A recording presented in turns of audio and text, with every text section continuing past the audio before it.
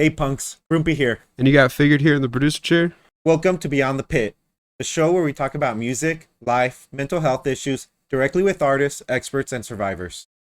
Joining us for today's edition of Beyond the Pit, we have Marlo Owczarzak.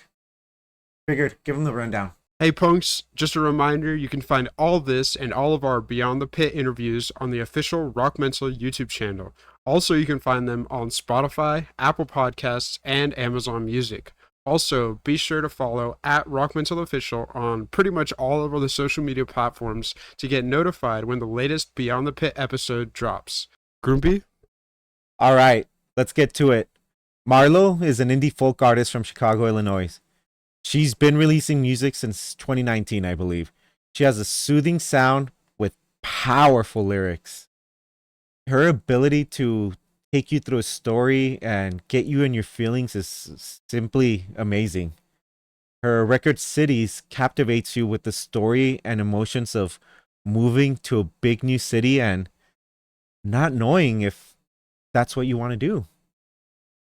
Really, it's my pleasure to welcome Marlo Owczarzak to Beyond the Pit. Hi, Marlo. Thank you for joining us today. Thank you so much for having me. Tell Sure. us a little bit more about yourself. Tell us, what started you on this path with music. What drove you to start? What drove you to start to record and perform? Yeah. So since I was little, I was singing and dancing. I was in ballet classes and theater classes and all that stuff. So that's where that like love of performing comes from. But I really started writing my own music probably about 10 years ago. And in 2018, 2019, it was like a different kind of way to express that because I wasn't performing. I was in college and I was like trying to express myself creatively in a little bit different way. Um, and I was also, as I moved more towards 2018, 2019, was in grad school and was alone a lot. And there's a lot of like boredom there Yeah. and a lot of, true like schoolwork I had to do that I didn't want to do. So I was writing instead. Instead of writing my thesis, I was writing music. Um, and my mom was actually the one, well, I was like talking to her and she's always believed me, great supporter, all that. But I was talking to her, I was like, I don't know, like if you can just cold call a studio, like I don't, well, who am I to like record music professionally? And I didn't know any friends who like had a home studio, nothing like that. So she just called a recording studio in Chicago. And they're like, sure, bring her in. We'll discuss her project and we'll see how it goes. And I worked with a great producer and did my first project in Chicago. So it was a great push by her to actually get that done. I loved it. I loved my time in the studio and I really want to go back. That's awesome. This is when you recorded your songs, all of them, or yeah? Yes. My first EP, Broken Lyrics, was all recorded in like 2018, 2019, I believe. It's been a long time, so I don't remember all the specifics anymore, but that was all done in one session. Oh Like wow. one, not one session. So One like group of like sessions over a few months and that's we did all of that like together knowing I would do like a group of songs together, I guess okay. is what I'm trying to say. Um, I mean that's fantastic. I thought it was accumulation over years, but no, really, you know, out of procrastination. Yeah. uh, Literally. I was like, I have a vision. I have songs I've worked on. Why not just try to polish as many up as I can and work on some songs simultaneously and see what I can make? And that's what Broken Lyrics is what came of that. wow. Um, you said 2018, 2019, so this is right before COVID. Uh, Yes. Yes. so And I felt like I was really, really doing well and excited about it. And I was performing a little bit. And then COVID happened. oh And that no. was right in the middle of, I was already working on Cities, the only other song that I have produced after the EP on like streaming services and things. Because I felt like I was gaining momentum until it all stopped, of course. And then for a little bit of the pandemic, I was in the studio, masks on until I was in the booth actually singing. And like we were working on that song in isolation, just me and the producer for a few months as well, and that's the last time I've done anything official. No, I mean, you hear how COVID impacted a lot of people, but no, to see that you were already gaining the momentum, doing the work, and worldwide pandemic, got in the way. I know. And But I haven't this is the first year that I've started to pick back everything up. I think there was obviously my small creative like projects put to the side is nothing compared to like the impact of COVID. But it starts to I've talked to other friends who are creatives, and like you start to kind of doubt your abilities because they you yeah, stopped like using those creative muscles, and you kind of just were figuring out a new way to go about your life. And it really just fell off for me, and I was like, oh, I don't really do that anymore. That was something I did before the pandemic, or that was something I did before 2020. Like I moved to Chicago since then. No one knows that I really did music. I don't really do that anymore. That was just a project I did. And now I've kind of come back into it. I've had a lot of friends and encourage me to keep going. And I just did a show for the first time in 5 years in March. I did see on your stories that you were out performing. How was it being Yeah, back? How did it feel? it was awesome. It was really great. I didn't think anyone would show up, and so many friends and family members showed up and were super supportive. And it was just a small thing. It was like a group of indie artists. There was a few of them performing. I was one of four performances of the night, just at a bar, really nice vibes, and it was acoustic and fun, and it was a great way to come back and perform to a live audience with stuff I already knew, but was like kind of relearning because it'd been so long since I'd practiced. Kind of getting the cobwebs, the rust off, get the groove Totally. of I was things. like completely panicking. Yeah. I try to remind myself there's always this like, as an artist or as a creator in any capacity, the self-doubt is so, so high. Yes. And that's my biggest blocker. Is like, no one wants me. No, everyone's annoyed that I'm posting about this. Everyone doesn't want to come support me. They're good, not that my music's terrible, all those negative thoughts, right? And then I try to catch and flip those therapy terms, Yeah. catch and flip those negative thoughts, right? And be like, listen, you like going to live music. You like to see your friends create things. You want to be part of a community that's having cool stuff. People want to go out and they want to do something. People want to support you. People want to, hey, even if they think your music's not that good, they want to go hang out with their friends and have a drink at the bar and hang out at least, right? So it's like trying to get myself beyond some of those like self-doubt things, because I think those are really the barriers to me performing, right? It's like it's all mental. It I I is. I hadn't performed in 5 years, and I got the email about it. They reached out to me, which hasn't happened in a long time, obviously. They reached out to me and they said, "Hey, we're looking for an indie artist. Can you do this in 10 days?" And I was like, 10 days? I haven't performed in 5 years. I don't know. And the guess what the barrier was? Nothing. I forced myself to practice. It's my own music. I relearned it and it came back to me, muscle memory. And the only thing I was worried about was just all these random voices in my head that didn't mean anything. No, that's no, from what I saw, you did amazing. Um, Hopefully that Thank you. inspires more shows to come. That way we can see more of Yes, I you. hope so. Yeah. I know Uh, I was supposed to have one in May, and then they just told me that their venue canceled. So I'm oh looking for a no. new opportunity. But for me, like I want to do a few more things by the end of the year because I don't want that momentum to die away again. And while I've proven to myself I can get in front of the room and still do this, I want to keep going before I convince myself that I can't. Um, you kind of mentioned how a lot of the progress stopped during COVID, like shows and all that. But what about the writing process? Did that stop as well? Or some of that continue? Um, I've It's been slower, and now I've started to write daily again, not necessarily um music, but I'm like back into journaling every day now, and that's been really helpful just to kind of get all my other thoughts out, and then if I have time to return to it later in the day, it's like now I have time to sit and write. And so I am back. COVID slowed it down for me, but I am back to writing and I'm having fun with it. Is that usually your process? Do you write, journal, and kind of the music comes with that, or That's what I do. I usually am lyrics and words first. It varies from song to song, but usually I have like a concept or theme that I want to express, and then I'll like approach writing that way, and then follow up with a melody or okay? I pretty much work exclusively on my keyboard, so that's my process. And I'm a huge fan. By the way, it was kind of like the storytelling that you kind of have going on that kind of drew me in.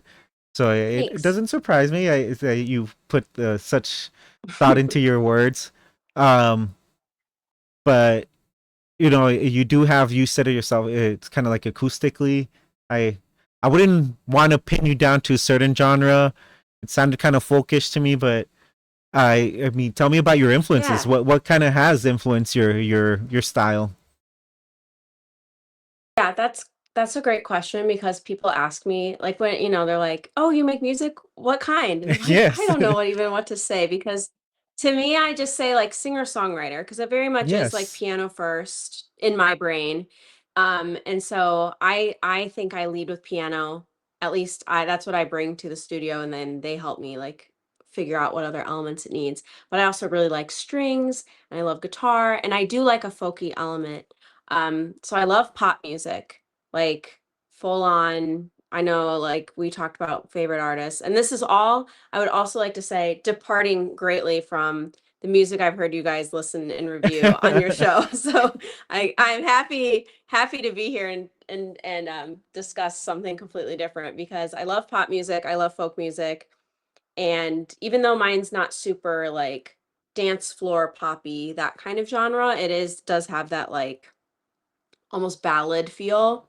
So those are kind of my big inspirations in that way. But I also love that orchestral sound. Like on Cities, Yes. my producer brought in a four-part like string quartet into the studio to that was arranged by this wonderful composer in Chicago, and he was just like, "This is what I heard when I heard the piano," and I was like, "It is amazing that people's brains work like that." I am trying to work up to understanding the musicality better because it's just I love that like full sound that's sweeping and nostalgic.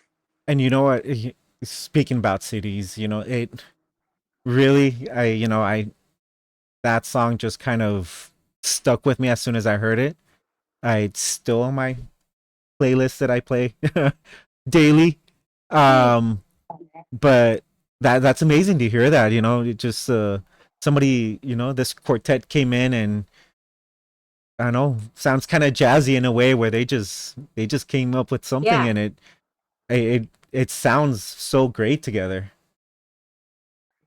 Yeah, Um, it made me cry watching them do it because it was like they really brought that emotion to it that I was trying to convey by myself, and it just elevated it so much, and I'm so happy about it. is there any, you know, if you'd like to share, of course, any backstory to that song? What was the process of journaling or writing that song? Sure. Cities was written in like pretty much a full pass, like right away. Like I sometimes it takes me I return to like a clip of lyrics that I've drafted like years ago and I try to work on it. But Cities was like um really the core of it was written really fast. Um, and I had just moved to Indianapolis for my first job. And I was like, so new city, even though it's a Yeah. smaller one, it's still a new environment, right? And I was alone so much. Like I was very isolated and was just kind of like daydreaming of like, what if I moved somewhere else? What if I moved to a different city and I would be different and I would reinvent myself? All those kind of feelings that I feel like everyone has, right? Early Yeah. 20s, like very much like, if I could just get out of here, my life would be so much better and different, and those so a lot of those feelings were happening, and projecting it onto the city itself. And then also, I had recently read I'm a big reader, I read a lot of books. Um, I had been in New York probably the year before, and I randomly picked up a book because I like the cover called Invisible Cities. It's by an Italian, I think, author called Italo Calvino. And I randomly bought it and I was reading it around the same time that I was writing cities. And it's literally just a book about these like fantastical, mythical cities that don't exist. And so that really was a reference to me making the song. Um, so it was like real life, true feelings that also mixed with like This that kind inspiration, of yeah. reinvention. Yeah, that inspiration. And honestly, that's And I've also seen like there's like a quote or something that's like, wherever you go, there you are. And so it was like that kind of like, uh even if I move, I'm the one who has to be there. You know what I yes, mean? I'm not going to exactly. change. So it's No, all those feelings wrapped up into that song. being more of a, if you've seen the show, I call myself an emo boy a lot. um Yeah. but no, I mean, just going through your lyrics with that song, I can see that the whole trying to reinvent yourself through, I don't know, like you said, being in a new city, being, this is who I am now. Yeah. For me, it was, Right. you know, while having the city aspect of it, but it was me trying to reinvent myself through life experience. And I don't know, it just really struck a chord in me, and like,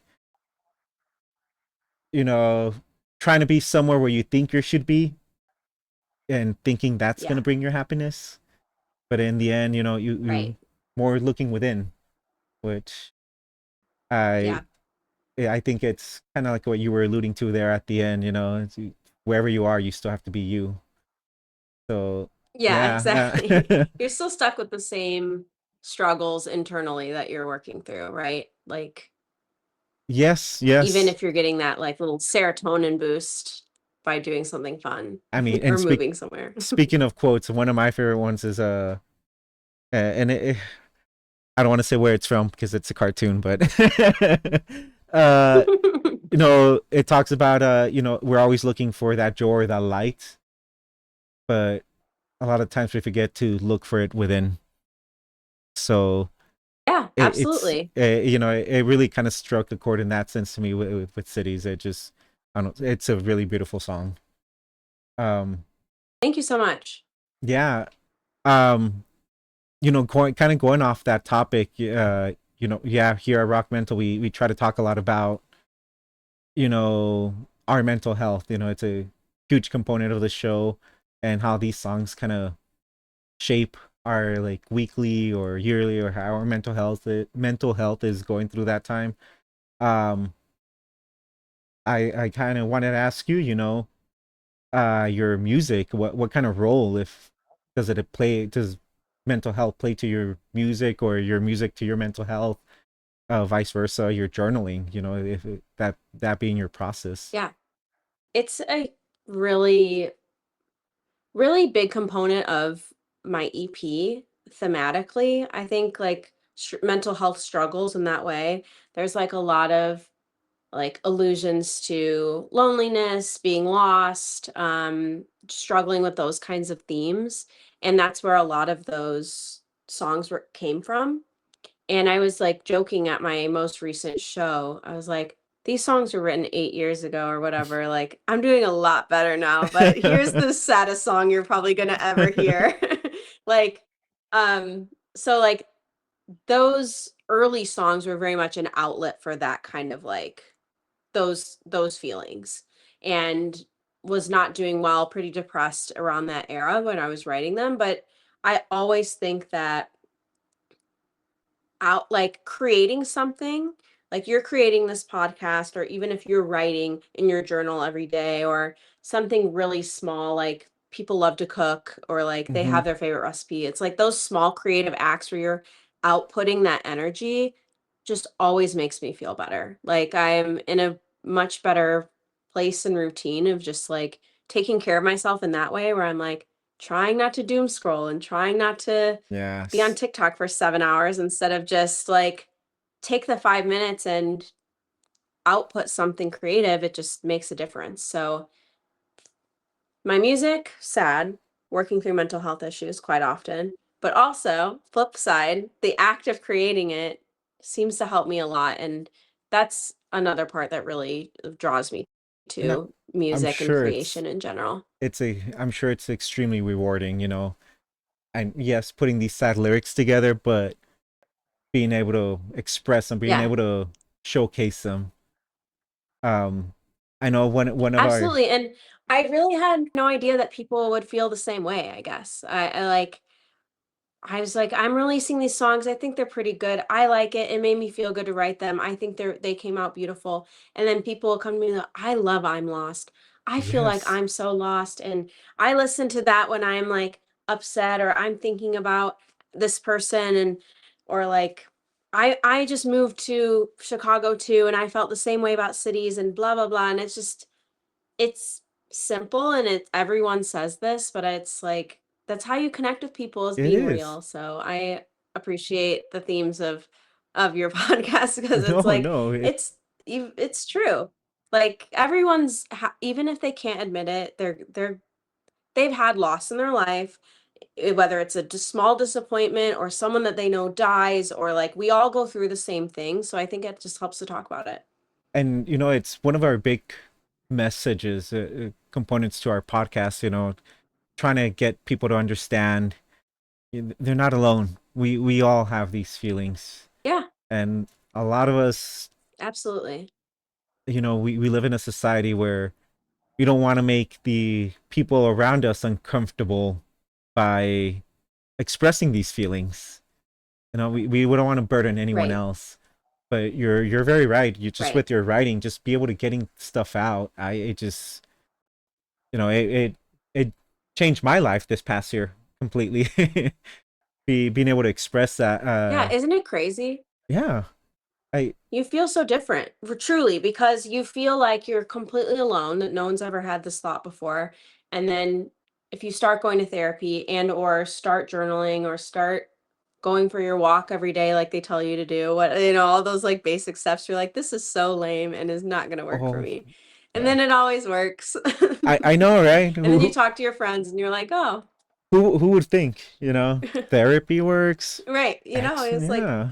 yeah, No, and I it's mean awesome. it can seem so mundane, you know, just and it is at the beginning. Right. I'm not gonna lie, it probably was at the beginning. You know, for me, it was walking, running, and Absolutely. trying to just be out, not doom scroll, like you said, not be Yep. too much in my own thoughts. Uh, it would just is surely, slowly, and you know, just making it a habit. Yeah, it paid dividends to Right. my mental health. um, Absolutely. Sometimes you just feel too like you can't do anything, and if you do one tiny thing, it just helps snowball the good feelings. it really does. Last night for me, you know, I was took a nap during the day. I don't know. I just was not feeling it. Instead of doing something simple, small Yeah. to elevate my, it was almost 10 at night and I went for a run. So Nice. no, yeah, maybe, but it was late. Then I couldn't fall asleep afterwards. My anxiety did, you know, did go, you know, come down and I was able to relax. You know, Good. yes, I was hyped up. You know, all the energy, but at least my anxiety wasn't through the roof anymore. There. Good. That's good. um, all right. I had another question for you that I thought of while we were talking. Sure. You're talking about all these things that you love. Would you say you have possibly like a, you know, what's your dirty pleasure? What's something that people wouldn't think you'd listen to and you just like to enjoy? Ooh. Okay. I what does it mean if I already have an answer at the top of my head? Um, I so I went to middle school, high school in peak pop punk era. Oh, perfect. So I listened to all of the emo kid. I never physically reflected it. I never had the side part, no piercing. I was like too good girl for that, but I was always listening to like the My Chemical Romance All Time Low, like of course Fall Out Boy, like the big like pop punk bands like constantly. That was like my first like songs on my iPod kind of thing. So Yes, it was like yes. which I think I think that that kind of music is very theatrical. It's And very over the top it and is. very composed. And so that plays into a lot of music that we still hear, just in a different flavor. And I we call it emo music, but yeah, it's over the top. It's Yeah. very emotional. It's very, and I grew up in the same era, so I feel we probably had the similar taste. Yeah. But I did partake in the parting of hair, Yeah. on the You had the bangs. aesthetic with Yeah, it. I had a little bit, the gauged ears. Oh, of course. Yes, I partook in it all, but no, I felt it was a great era. I really enjoy. I still enjoy a lot of that music. I still listen to a lot of it today. Uh, Me too.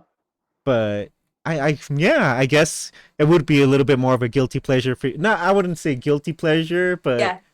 I can see where you say people I wouldn't think think. it was so cool, and then it really was like, "You're weird if you listen to this now." Like, the switch really flipped, I feel like, and now I'm come back around, and I'm like, "That stuff was awesome." I don't Hey, know what you guys were people saying. people are paying like $400 just to go see a what was it, the festival in Las Vegas, the emo festival.